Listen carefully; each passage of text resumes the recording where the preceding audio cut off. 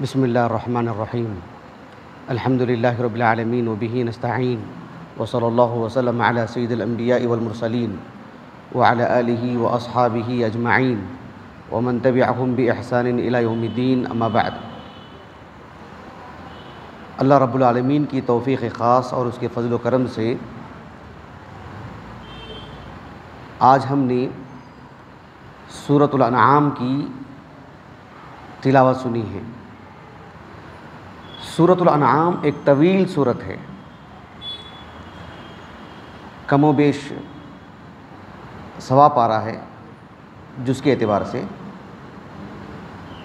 سورۃ الانعام اس سورت سے متعلق کس آیت کو ہم منتخب کریں درس کے لیے، یہ بڑی آزمائش،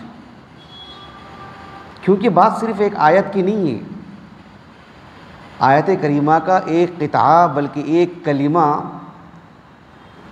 یعنی ہماری جو میعاد ہے 15-20 منٹ کی وہ کافی نہیں ہوگی۔ یہ اللہ رب العالمین کا کلام ہے، اگر اس کا حق ادا کرنا چاہیں۔ میں اس نشست میں انشاءاللہ تعالی سورۃ الانعام، یہ جو سورت ہے نا، اس سورت کا ایک تعارف کروا دیتا ہوں، تاکہ اس سورت سے متعلق جب بھی پڑھنا ہو، جس آیت کو بھی پڑھنا ہو، تو یہ چیزیں پیش نظر ہماری ہونی چاہیے۔ سب سے پہلی بات اس سورت سے متعلق کہ اس سورت کا نام کیا ہے۔ اس سورت کا نام معروف ہے سورۃ الانعام، لیکن عالم اسلام کی ایک معروف عالم دین، معروف شخصیت ہے مجد الدین محمد ابن یعقوب الفیروز آبادی رحمہ اللہ۔ مجد الدین الفیروز آبادی سے معروف ہیں، بڑی قداور شخصیت، ایران میں پیدا ہوئے تھے۔ ایران کا ایک علاقہ ہے شیراز، شیراز سنا آپ نے، ہمارے آبا و اجداد کی بستی ہے، بڑے بڑے علماء وہاں پر جو ہے مطلب ولادت پائے ہیں۔ شیراز میں ان کی ولادت ہوئی، بعد میں عراق چلے گئے، مصر گئے، ملک شام گئے، پھر ہندوستان بھی آئے، روم کے کئی شہروں میں گئے، پھر زندگی کے آخری دنوں میں تقریباً 796 ہجری کو یمن چلے گئے۔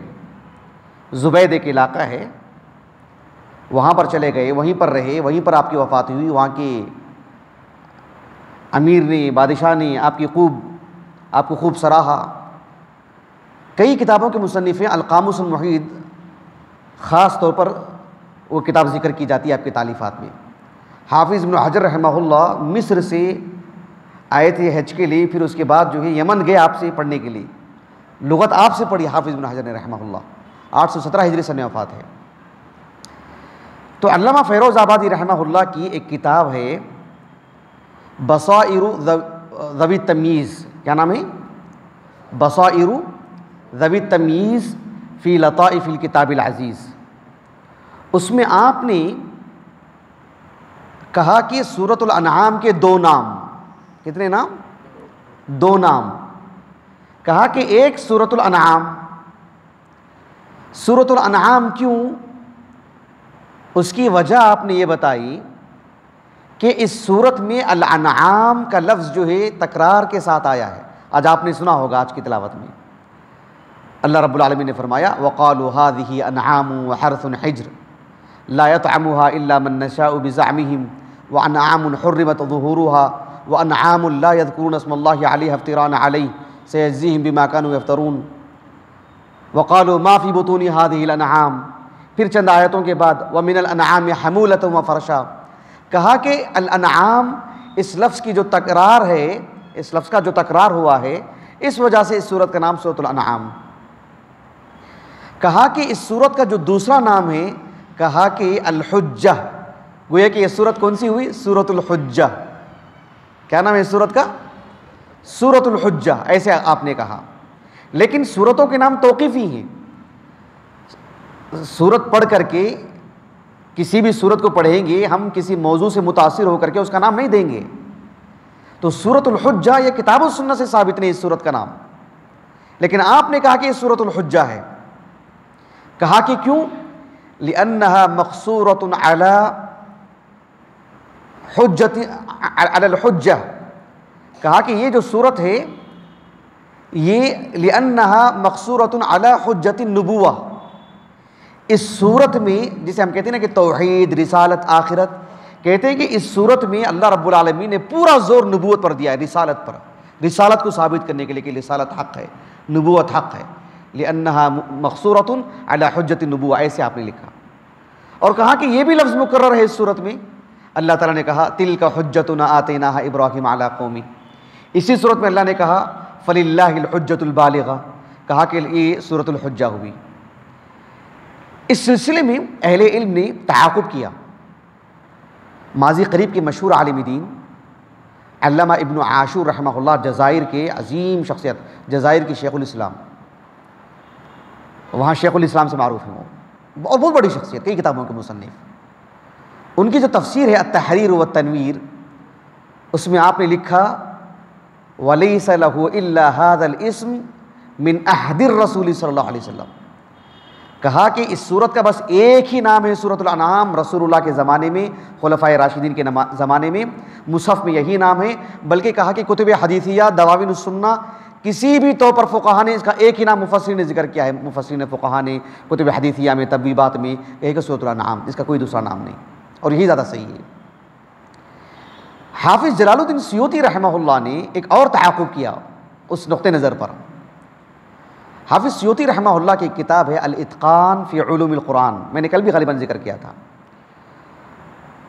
اس میں جو نوع نمبر 17 ہے معرفت اسمائہ و اسماء سورہ، قرآن کے کیا کیا نام ہیں اور قرآن کی سورتوں کے کیا کیا نام ہیں، اس پر جو ہے انہوں نے گفتگو کی۔ اس میں آپ نے ایک لطیف بات یہ بتائی کہ قرآن مجید کی کسی بھی سورت کا نام ہم کیسے مطلب معلوم کریں گے، کیا موضوع دیکھ کر، کیا وجہت نظر ہے، اس سلسلے میں آپ نے گفتگو کی۔ اب مجھے وہ سب نہیں سنانا ہے، لیکن آپ نے سورۃ الانعام سے متعلق کہا کہ جن حضرات نے یہ کہا ہے کہ چونکہ سورۃ الانعام کا اس میں لفظ الانعام کی کثرت ہے، تکرار ہے، اس وجہ سے سورۃ الانعام، کہا کہ یہ خطا، ایسا نہیں، یہ درست نہیں ہے، اس لیے کہ سورۃ البقرہ میں النساء دیکھو آپ کتنی مرتبہ ہیں، سورۃ المائدہ لے لیجیے، اس میں دیکھو الانعام کتنی مرتبہ ہے، سورۃ النحل ہے، سورۃ یاسین ہے، اس میں بھی تو الانعام کا ذکر آیا ہے۔ محض اس سورت میں الانعام کا ذکر ہوا ہے، اس وجہ سے جو یہ سورۃ الانعام نہیں، بلکہ آپ نے کہا کہ اس لیے کہ اس میں الانعام سے متعلق تفصیل سے احکام و مسائل بیان کیے گئے ہیں۔ وَمِنَ الْأَنْعَامِ حَمُولَةً وَفَرْشًا سے لے کر کے أَمْ كُنْتُمْ شُهَدَاءَ إِذْ وَصَّاكُمُ اللَّهُ بِهَذَا، تقریباً 3 آیات پر مشتمل اس پر جو ہے گفتگو ہوئی، کہا کہ اس وجہ سے، ورنہ النساء کا جو کلمہ ہے، جو لفظ ہے، وہ تو سورۃ البقرہ میں بھی ہے، تو وہ سورۃ النساء کیوں نہیں ہوئی؟ سورۃ النساء میں النساء ہے، اس وجہ سے وہ سورۃ النساء ہے کیا؟ کہا اس لیے نہیں، سورۃ النساء میں النساء عورتوں سے متعلق گفتگو ہوئی، تفصیل سے مسائل بیان کیے گئے، اس وجہ سے وہ سورۃ النساء، محض لفظ وارد ہونے کی وجہ سے نہیں۔ یہ آپ نے ایک مزید وضاحت کی۔ اس سورت کے تعارف میں ایک بات یہ کہ کیا یہ سورت مکی ہے؟ اس سلسلے میں عبداللہ بن عباس صحابہ میں سے رضی اللہ عنہما اور آپ کے کچھ تلامذہ کے نام ملتے ہیں، کہا کہ یہ سورت مکی ہے، بلکہ التفسیر المحرر للقرآن الکریم، جو ایک لجنہ نے کام کیا، ایک جماعت نے کام کی تفسیر پر، اس میں انہوں نے شیخ الاسلام ابن تیمیہ رحمہ اللہ کی الفتاوی الکبریٰ کا حوالہ دے کر کے کہا کہ شیخ الاسلام ابن تیمیہ رحمہ اللہ نے اہل علم کا اجماع نقل کیا ہے کہ یہ مکی صورت ہے۔ شیخ محمد امین شنقیطی رحمہ اللہ کی جو تفسیری معلومات پر مشتمل جو کتاب ہے العذب النمیر من مجالس الشنقیطی فی التفسیر، شیخ عثمان خالد السبت حفظہ اللہ کی تحقیق سے چھپا ہے، وہ ہمارے پاس ہے تقریباً 6 جلدوں میں، اس میں بھی آپ نے اجماع نقل کیا ہے، ایسا التفسیر المحرر والوں نے نقل کیا ہے۔ البتہ دھیان دیجئے، امام ابن عبد البر رحمہ اللہ کی جو التمہید ہے، اس کا بھی انہوں نے حوالہ دیا ہے، اور اس حوالے سے لکھا ہے کہ آپ نے بھی کہا کہ سورۃ الانعام مکی صورت ہے، اس پر اہل علم کا اجماع ہے۔ البتہ قل تعالوا اتل ما حرم ربکم علیکم الا تشرکوا بہ شیئا، کہا کہ وہاں سے کچھ آیات جو ہیں وہ مدنی آیات ہیں. یہ آپ نے کہا, اس پر ذرا دھیان دیجیے کیونکہ آگے جب گفتگو ہوگی تو بات سمجھ میں آئے گی. ایسی علامہ ابن عاشور کا بھی نام ملتا ہے, حافظ ابن الجوزی کا بھی. کچھ آیاتوں کو مستثنا کر کے کہا کہ بقیہ پوری صورت مکی صورت ہے, لیکن مستثنا جو کیا گیا نا یہ قابل غور بات ہے. کیوں قابل غور بات ہے؟ اس لیے قابل غور بات ہے کہ اس صورت کی فضیلت میں کچھ احادیث وارد ہیں.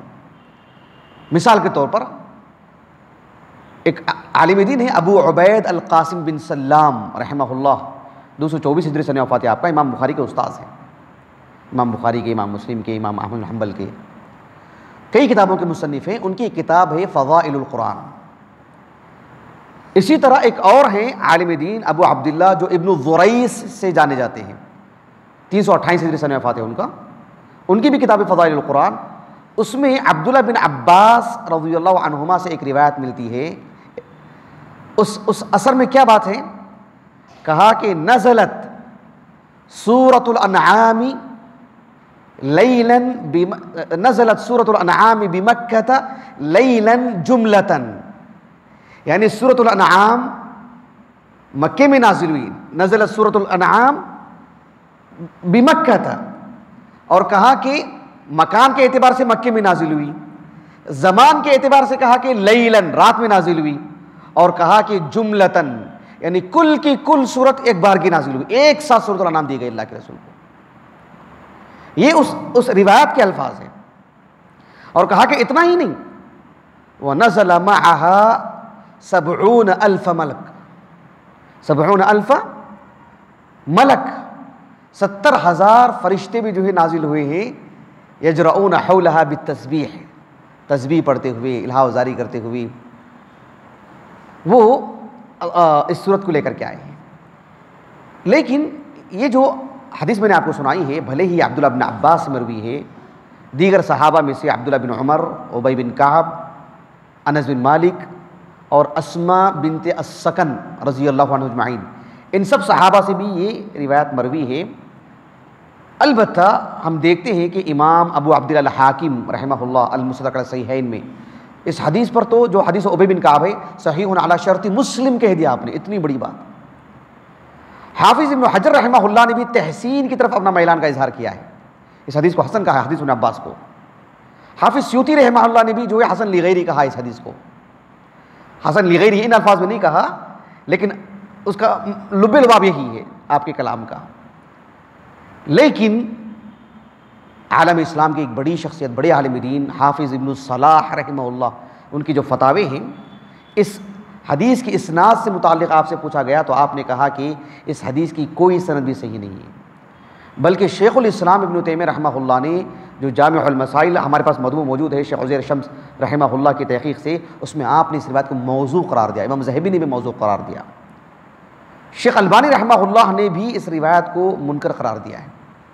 اور بحیثیت طالب علم تفصیلی طور پر کلام پڑھنے سے اسی پر ہمیں اطمینان ہے کہ یہ حدیث قابل احتجاج نہیں ہے. جب یہ حدیث قابل احتجاج نہیں ہے تو ظاہر بات ہے دین کا حصہ نہیں ہے, اس کو بطور فضیلت کے نہیں بیان کر سکتے. بالخصوص میں ایک طالب علم کے طور پر ہمارے دراسے میں تو ہم اس کو نہیں پیش کر سکتے, لیکن میں نے آپ کو سنایا اس سورت کے تعارف میں.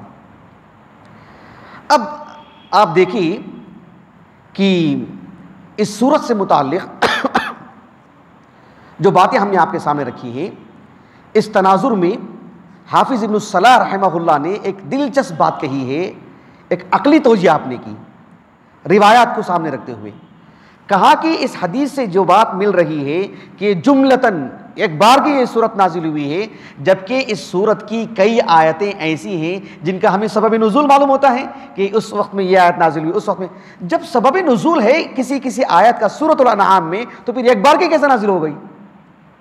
جب ایک بار کی نازل ہو گئی تو پھر کسی پس منظر میں وہ آیت کیسی نازل ہوئی؟ کوئی اور واقعہ ہوا تو وہ آیت کیسی نازل ہوئی؟ تو کہا کہ اس اعتبار سے آپ نے اس کو متن پر بھی جو آپ نے نقد کیا اور سند پر بھی جو نقد کیا.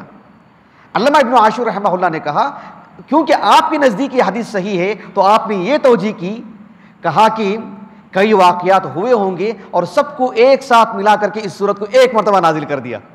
یہ آپ نے توجیہ کی. ظاہر بات ہے یہ توجیہ اس وقت مستحسن قرار دی جائے گی جب واقعتاً وہ حدیث سندن صحیح ہو.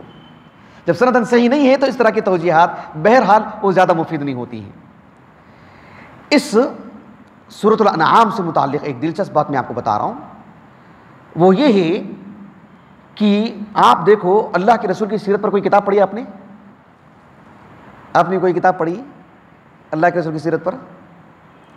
عام طور پر ہمارے معاشرے میں پچھلے ایک 25-30 سالوں سے الرحیق المختوم اہتمام سے پڑھی جانے والی کتاب ہے۔ کئی خوبیاں ہیں اس کتاب کے اندر، میں اسی کو رکھ کے مثال دیتا ہوں۔ آپ دیکھو الرحیق المختوم، اس کتاب کے بالکل آغاز میں مولانا صفی الرحمن مبارک پوری رحمہ اللہ نے یہ بات کہی ہے کہ ایام عرب، یعنی جاہلیت کا جو دور ہے، عرب کا جو سماج ہے، عرب کا جو خطہ ہے، وہاں کی جو عقدی اعتبار سے جو خرابیاں ہیں، سیرت رسول پیش کرنے سے پہلے وہ سب بیان کی جاتی ہیں نا۔ عرب میں سماجی خرابیاں کیا تھیں، عقدی خرابیاں کیا تھیں، خوبیاں کیا تھیں، وغیرہ وغیرہ، سب پر دراسہ ہوتا ہے، پھر جا کر کے نبی کی سیرت جو ہے من الولادہ شروع ہوتی ہے، ولادت سے۔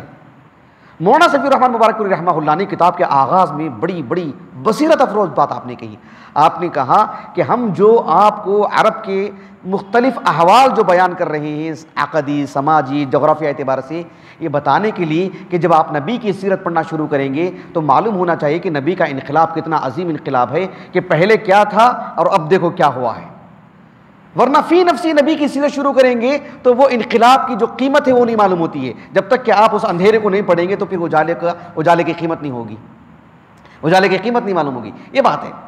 آپ دیکھو صحیح بخاری میں ایک کتاب ہے کتاب المناقب، امام بخاری رحمہ اللہ نے طرح ڈالی ہے، اور آپ نے امت کو یہ ایک موضوع دیا ہے، آپ نے باب قائم کیا، باب جہل العرب، باب جہل العرب، اور اس میں عبداللہ بن عباس رضی اللہ عنہما کا اثر نقل کیا کہ عبداللہ بن عباس رضی اللہ عنہما کہتے ہیں، عبداللہ بن عباس رضی اللہ عنہما کہ عرب کے احوال سے اگر کسی کو واقف ہونا ہو، مجھے وہ جملہ یاد نہیں آ رہا عبداللہ بن عباس کا، بہرحال اس کا مفہوم یہ ہے، عبداللہ بن عباس رضی اللہ عنہ نے کہا کہ اگر آپ یہ چاہتے ہیں کہ عرب کے احوال سے آپ واقف ہوں، عرب کی زندگی سے آپ واقف ہوں اللہ کے رسول سے پہلے، جملہ کیا ہے،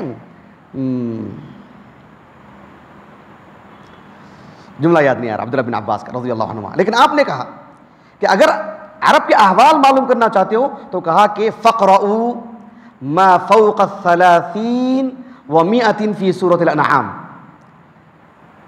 سمجھ رہے ہیں؟ کہا کہ عرب کے احوال سے اگر آپ واقف ہونا چاہتے ہو تو سورۃ الانعام میں آیت نمبر 130 سے پڑھتے ہوئے جائیں، اور آپ نے آیت بھی پڑھ کر کے سنائی، کہا کہ قد خسر الذین قتلوا اولادهم سفہا بغیر علم وحرموا ما رزقهم اللہ افتراء علی اللہ سیجزیہم بما کانوا یفترون۔ تو کہا کہ وہاں سے پڑھتے ہوئے جائیں تو آپ کو عرب کے احوال معلوم ہو جائیں گے، تو یہ احوال معلوم ہونا ضروری ہے، جو عبداللہ بن عباس نے کہا رضی اللہ عنہما۔ اس سورت سے متعلق ایک دلچسپ بات جو ابو عبداللہ القرطبی نے کہی رحمہ اللہ، آپ کی جو تفسیر ہے نا الجامع لاحکام القرآن، ابو عبداللہ القرطبی رحمہ اللہ نے کہا کہ هذه السورة اصل فی محاجة المشرکین وغیرهم من المبتدعین ومن کذب بالبعث والنشور۔ بہت بڑی بات ہے، بہت بڑی بات ہے ہم طلبہ کے لیے۔ کہا کہ قرآن مجید کی 114 سورتوں میں سے یہ جو سورت ہے سورۃ الانعام، سورۃ الانعام مشرکین سے کیسے آپ گفتگو کریں گے، کیسے دلائل پیش کریں گے، کیسے ان کے شبہات کا ازالہ کریں گے، توحید کو کیسے سمجھائیں گے، آخرت کو کیسے سمجھائیں گے، وہ عقلی توجیہ کرتے ہیں یا وہ کچھ کتابوں سے کچھ بات پیش کرتے ہیں، یا ان کا جو کچھ نقطہ نظر ہوگا آپ کیسے ان سے جو احتجاج کریں گے، کیسے گفتگو کریں گے، مناظرہ ہو، افہام و تفہیم ہو، تحریر میں ہو، ہر طور پر جو اس پر جو روشنی ڈالی گئی ہے۔ اسی طرح سے مبتدعین کو لے کر کے، اور جس کا قیامت پر ایمان نہیں ہے اسے آپ کیسے گفتگو کریں گے، مکمل دراسہ اس صورت میں ہوا ہے۔ عالم اسلام کے ایک اور بڑی شخصیت ہے ابو اسحاق الشاطبی رحمہ اللہ، ان کی کتاب الموافقات، انہوں نے یہ کہا کہ جس طرح سے مدنی صورتوں میں ایک بڑا مقام سورۃ البقرہ کو حاصل ہے، کہا کہ سورۃ الانعام ہی من سور المکیات نظیر سورۃ البقرہ من المدنیات، ایسے آپ نے کہا۔ مدنی صورت میں سورۃ البقرہ کا جو مقام ہے فضیلت کے اعتبار سے، فضیلت تو بہرحال نص سے ثابت ہوتی ہے، لیکن مضامین، مقام، اس کی گہرائی، یا اس سلسلے میں علماء نے جو اس سے خاص مسائل جو یہ کی استنباط کی، کہا کہ مکی صورتوں میں وہی حیثیت سورۃ الانعام کی ہے۔ عمر بن خطاب اور عبداللہ بن مسعود سے بات ملتی ہے، کہتے ہیں کہ جو یہ نواقب السور، نخبہ سے کہتے ہیں کہ یہ مکی صورتوں کی مطلب شان ہی ہے سورۃ الانعام، اس میں مکی صورتوں کا جو مطلب موضوع ہوتا ہے وہ اس میں مطلب بہت ہی اچھے انداز میں اجاگر کیا گیا ہے۔ یہ یہ ابو اسحاق شاطبی نے رحمہ اللہ۔ بہرحال عبداللہ بن عباس کا قول جو مجھے وہ شروع میں یاد نہیں آ رہا ہے، کہا کہ اذا عرفتم، ایسا کچھ لفظ ہے، اذا اردتم ان تعرفوا جہل العرب فقرؤوا، ایسے الفاظ ہیں۔ بہرحال میں ہو سکتا ہے کچھ بدل دیا ہوں۔ اللہ تعالیٰ سے دعا ہے کہ اللہ سبحانہ و تعالیٰ ہمیں یہ جو ایک عظیم صورت ہے سورۃ الانعام، میں نے اس لیے تعارف کروا دیا کسی ایک آیت کے لیے بغیر بتانے کے بجائے، کہ یہ صورت بہت ہی عظیم ہے معنی کے اعتبار سے، مفہوم کے اعتبار سے۔